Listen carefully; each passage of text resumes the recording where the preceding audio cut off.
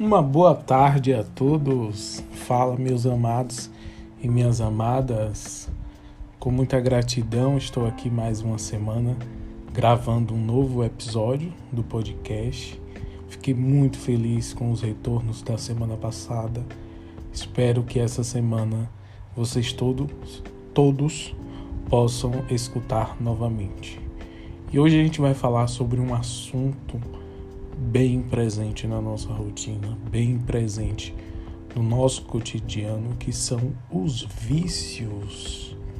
Nossa, credo, que delícia, porém, muito cuidado, muito cuidado. Em primeira mão, o que são vícios, né? O que é o vício, como ele se estrutura, como algo que começa com um simples hábito se torna quase um buraco negro ao longo do comportamento humano, ao longo da nossa vida, e como um hábito pode se tornar tão poderoso sobre um indivíduo do que a própria força mental do controle de cada um sobre si mesmo. Complexo, né? Nossa, complexo. Pois é, meus amigos, estes são os vícios. Algo que fazemos, de certa maneira, com frequência, que resultam em consequências autodestrutivas, tanto do ponto de vista do emocional, como do ponto de vista do corpo físico e da vida como um todo, né? Então, a primeira coisa que me vem pelas coisas que estão aqui circulando, matracando na minha cabeça, para falar sobre vícios, é uma necessidade de anestesiar. O vício nada mais é, colocando de uma forma mais simples e mais trivial, do que uma necessidade de aliviar uma dor, como se eu quisesse imediatamente mudar a emoção que eu estou sentindo, mudar o pensamento que eu estou sentindo, mudar uma vibração emocional. É como se, um exemplo talvez um pouco estranho, mas vai dar para entender. É o que é importante. Se, por exemplo, se eu for um rádio, se eu estiver escutando um rádio, melhor assim, e estiver passando uma música que eu não gosto e não me sinta bem, eu posso simplesmente ir lá e mudar a estação, mudar a frequência. É muito simples. Um botão, aquele botãozinho redondinho se for o rádio antigo de nossa avó, ou então um botãozinho mais digital se for o rádio da nossa mãe. Porém, o corpo humano, a mente humana, também é permeada de sensações, de emoções e de sentimentos. E quando eu não sinto um sentimento ou uma sensação que me agrada, como é que eu faço para mudar a minha sintonia interna, a minha frequência, para sair da dor e ir para um lugar de prazer, para sair da sensação de vazio e para ir para um lugar de completude? É mais complexo, né? Exige uma certa habilidade com as emoções internas, não um domínio, porque falar em domínio das emoções eu penso que seria um certo exagero, porque estamos sujeitos a sensações e emoções inesperadas. Não controlamos aquilo que vamos sentir, mas controlamos o nosso comportamento diante daquilo que sentimos. E isso exige um autoconhecimento, um trabalho terapêutico, um olhar desenvolvido para si mesmo, né? E esse olhar não é do dia para noite não, viu? Gostaria, descontraindo um pouco, eu gostaria muito de dizer que seria esse autocontrole interno. Nossa, seria tão bom, né? Nossa, eu viajei aqui agora. Já pensou se tivesse uma pílula, né? Que a gente tomasse e automaticamente... Nossa! Porém, como não existe, os próprios remédios usados em tratamentos emocionais não fazem um milagre, mas sim ajudam e colaboram muito.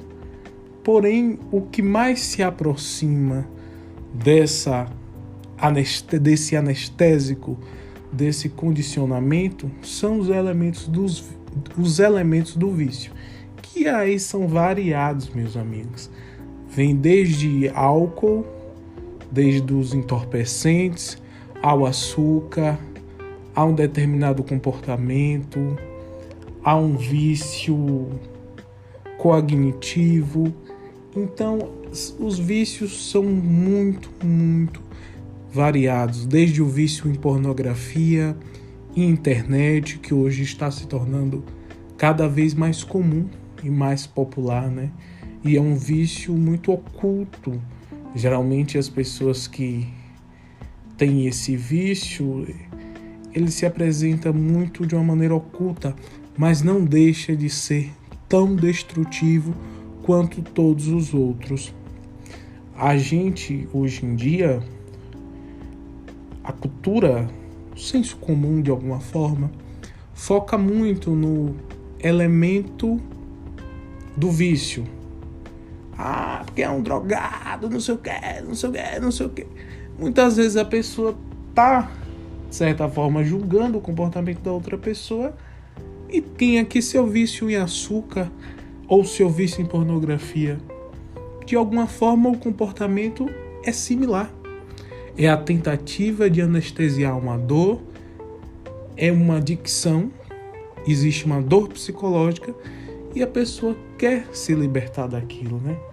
Então a gente vê o quanto é algo que se apresenta como uma estrutura de dependência. E como o cérebro vai criando a dor, quando ela não é trabalhada, ela não é tratada de maneira psicológica, de maneira terapêutica, ela tende a aumentar.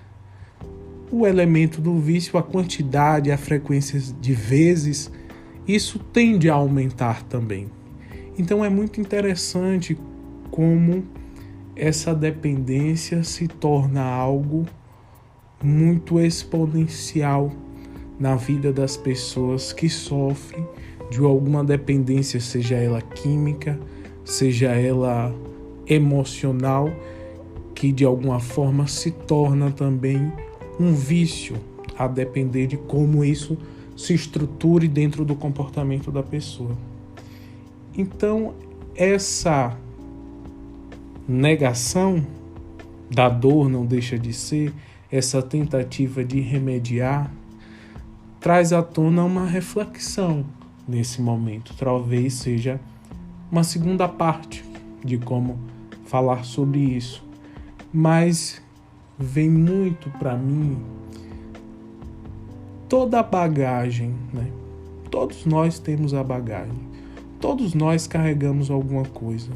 Assim como nós temos nosso guarda-roupa, nossa caixinha de fotos para quem guarda fotos, nosso porta-joias para quem guarda joias, temos as nossas caixinhas emocionais, psicológicas, lembranças, porém elas não estão visíveis e de alguma forma não estão materializadas. Estão lá no cantinho da nossa mente, da nossa alma. E tudo isso, quando é trancafiado, colocado cadeado, de alguma maneira, com o passar dos anos e à medida que a gente vai seguindo adiante, determinados conteúdos, ocasiões, fatos, nos provocam para a gente abrir aquilo. E com base no pouco que eu conheço das pessoas, quanto mais a gente tranca, guarda e esconde um episódio que nos fez mal, uma infância traumática, fatos dos quais nos culpamos, quanto mais guardamos, mais machuca, mais dói, mais se torna difícil de acessar. Quando isso vai acumulando ao longo de muitos anos, muitas vivências, vai gerando um estado emocional de sofrimento. Então, geralmente, a pessoa já vive um certo grau de sofrimento em que não existe mais o prazer de estar na vida, ou não existe mais a completude, ou existe uma sensação de vazio interior, como se ela quisesse completar, como se ela quisesse colocar um aditivo sobre si mesma. E daí que entra, digamos, não daí que começa, mas daí que está o terreno preparado para o vício surgir, seja ele de qual forma for, né? Quando há essa bagagem ali desnecessária, sem ser trabalhada, sem ser olhada, sem ser desvaziada por uma necessidade de culpa, por crenças limitantes, por ter um repertório de não merecimento, né? Muitas vezes também por uma cultura local ou por um histórico familiar. Então, digamos que ali está a terra fértil para o vício. O vício leva à destruição, se não controlado, na maioria das vezes sim, leva, mas varia muito de acordo ao elemento do vício, né? Claro que substâncias sintéticas manipuladas no laboratório levam para um caminho muito mais rápido, talvez diferente um pouco do vício alimentar, da compulsão, do vício em açúcar e determinados alimentos. Mas isso é muito variável mesmo. Depende muito da intensidade, da forma que aquilo é usado. Então, talvez esse seja um dos assuntos assim mais cri-cri e cabeludos de se falar. Mas é muito importante a gente falar sobre isso e tentar expor de uma maneira mais clara, porque é do nosso cotidiano, não é lá de Marte, não é da rua, não é da Cracolândia, não, é do nosso cotidiano. Eu mesmo já tive diversos vícios. Todo mundo conhece alguém que tem algum vício, né? Então, o vício está dentro da nossa casa. Não é algo externo, não é algo do mundo lá fora, mas é algo do mundo interno da maioria das pessoas. E daí vem a ideia, né? Como se libertar?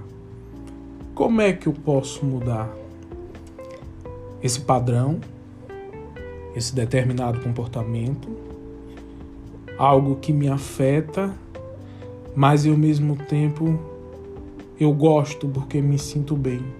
Ninguém que é viciado em alguma coisa gosta do resultado do vício, mas no momento do uso do vício, a sensação, claro que é prazerosa, mas o resultado daquela ação, a consequência é destrutiva. Porém, é complicado.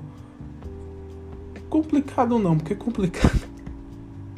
Não vamos falar complicado aqui, porque o objetivo aqui é justamente descomplicar o complexo. Mas é bem peculiar, porque, de certa forma, o vício ele é como uma bengala emocional. A pessoa depende daquilo. Quando ela não se tem a capacidade de se manter por si mesma, de se bastar, o vício, de alguma maneira, a sustenta. emocionalmente. É algo que faz ela se sentir bem e muitas vezes controlar determinados impulsos. Então, ao mesmo tempo que a destrói, também ajuda a controlar. Por isso que se torna algo difícil de se libertar. Quando se tem um acompanhamento mais efetivo, terapêutico, psiquiátrico, seja em grupos terapêuticos, irmandades de 12 passos, como Alcoólicos Anônimos, todo esse trabalho, quando existe um apoio em torno daquele que sofre, é muito mais fácil se libertar. Porque ao invés dessa bengala, desse apoio emocional ser o elemento do vício, o apoio emocional se torna todo esse entorno, os profissionais da terapia, os grupos, uma literatura de base. Então vamos dizer que aquilo é transferido para um outro lugar. Então fica mais fácil o processo de cura, o processo de libertação, e principalmente quando as pessoas entram na fase da abstinência, porque o corpo, a mente, está acostumada com aquele comportamento. Então, quando ocorre um aborto daquele comportamento, a vontade vem com muito mais força, os impulsos que direcionam para aquele lugar de antes, ele vem muito mais forte. Porque mudar é sempre complicado. E um comportamento novo exige um lugar novo, exige uma percepção nova sobre si mesmo. Então eu acredito que o primeiro e essencial passo seja se colocar em grupos, em processos terapêuticos, em ambientes que forneçam esse lastro emocional para aquele que não está conseguindo se sustentar por si mesmo. A segunda etapa, que eu acredito e penso ser de grande valor para quem quer mudar esse tipo de comportamento ou qualquer outro tipo de comportamento que considera destrutivo para si mesmo, desculpa pessoal, parece que apesar do sol quente, parece que a gripe tá me rondando, viu? Meu Deus. Mas vamos lá, deixa quieto que ela tá rondando aqui, daqui a pouco ela vai embora. Até me perdi aqui. Mas tô voltando, tô rebobinando aqui, já vai voltar. Rebobinado agora. A segunda etapa é conectar com si mesmo, fazer as coisas que gostamos. Nada mais dá prazer no mundo do que fazer aquilo que a gente gosta, as atividades que a gente gosta, retomar algo que nos relembre sonhos de crianças, coisas que deixamos para trás, muitas vezes por causa de um comportamento maldoso ou por uma visão distorcida daqueles que consideramos importantes, amigos, pai, mãe, familiares. Então, essa questão da ação é muito importante. Fazer o que gostamos, desde quando seja um hábito saudável, dança, desenho, jogos saudáveis, que estimulem a mente, que estimulem o desenvolvimento, aulas, cursos, gastronomia, diversos outros cursos. Ou seja, a pessoa deve olhar para si mesma e pensar do que ela gosta. Se ela não tivesse nenhuma obrigação de agradar ninguém, de satisfazer os desejos e as necessidades de ninguém, o que é que ela faria? Talvez seja o momento da gente começar a fazer, começar a se amar, a se priorizar e nos colocar acima das críticas, né? Porque é justamente aquilo que gostamos que vai nos dar o verdadeiro prazer com a nossa vida, que é o que buscamos a usar ou a se comportar como um viciado ou uma viciada. Então é uma questão de transferência, transferir, ao invés de um elemento específico, uma droga, o álcool, o açúcar, a pornografia, como eu citei inicialmente, me dar o prazer momentâneo do meu dia a dia, de me dar motivação, transferir isso para a atividade física, para os cursos, cuidados com a horta, enfim, eu não estou... Minha mente vai viajando um pouco para dar vários exemplos, mas cada um que estiver escutando, acho que o desafio seja olhar para dentro de si mesmo. O que é que eu gosto de fazer? Poxa, eu hoje, um exemplo, trabalho em determinada área, mas o sonho é outra. O que é que eu posso fazer do meu sonho anterior que traga uma conexão com aquilo que eu sempre quis? Às vezes a gente tende a imaginar que para realizar certas coisas e para manter a felicidade e a paz interior, precisamos de coisas extraordinárias, coisas grandiosas, mas isto é uma grande ilusão. A felicidade vem principalmente daqueles momentos mais inesperados. O prazer geralmente vem daquilo que tem de mais simples em todas as coisas, desde quando gostamos, desde quando é uma iniciativa do nosso coração e estamos conectados com aquilo. O próprio hábito de estudar, de ler, também pode ser altamente prazeroso, desde quando aquilo que eu estudo, que eu leio, esteja conectado comigo, seja do meu interesse, eu tenho inclinação natural para aquilo. Porém, na maioria das vezes, a gente está tão na correria diária e é muito compreensível, a gente esquece, a gente está sempre buscando, preocupado com a conta para pagar, com boleto, com trabalho, com filho, com família, e isso é tudo muito natural.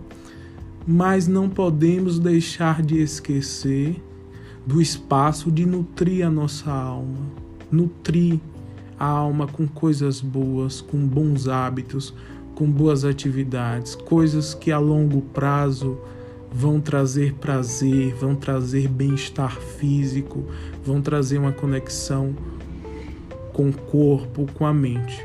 Porque uma alma nutrida, um psicológico nutrido, não tem espaço algum para vício, não há necessidade.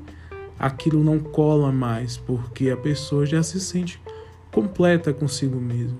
Então, para quem estiver escutando aqui, eu acredito que o primeiro passo do processo, que é um processo, se libertar de um vício não é mágica, não existe pílula mágica, pelo menos eu não acredito. Se alguém souber, deixa aí nos comentários.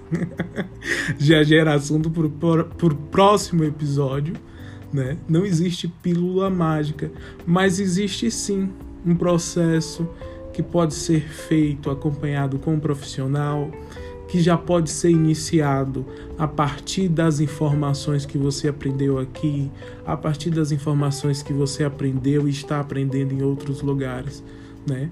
Mas vem sempre desse olhar maternal, não deixa de ser, para si mesmo, um olhar de amor e fazer essa autoavaliação interna, né? Como eu estou nutrindo a mim mesmo, o quanto do meu dia a dia eu tiro para fazer algo para mim, para praticar algo que eu gosto, para ver uma coisa que vai me dar prazer e vai me sentir bem, né? Porque muitas vezes a gente está tão focado no futuro, nas cobranças, nas exigências desse mundo que está mudando o tempo todo, né? Digamos que está capotando de certa forma, mas só que o mundo muda, porém a gente é o mesmo, né? Só mudamos quando iniciamos um caminho novo, um caminho de libertação. E eu acho que buscar essa autocompreensão não liberta só de vícios, mas traz muitas outras coisas boas para o nosso dia a dia e pode trazer sentido à nossa vida, melhorar a relação de nós com nós mesmos, que é o primeiro. Quando isso melhora, quando o nosso interior floresce, todo o externo floresce à nossa volta. Nossa! Que poético, que poético. Até eu me emocionei comigo mesmo, né? E é nesse clamor de muita emoção, de muita alegria, que eu termino esse episódio de hoje. Gratidão, comentem, compartilhem. É um prazer estar aqui com todos vocês. Até o próximo episódio. Uma boa semana. Abraços e beijinhos, meus queridos e minhas queridas.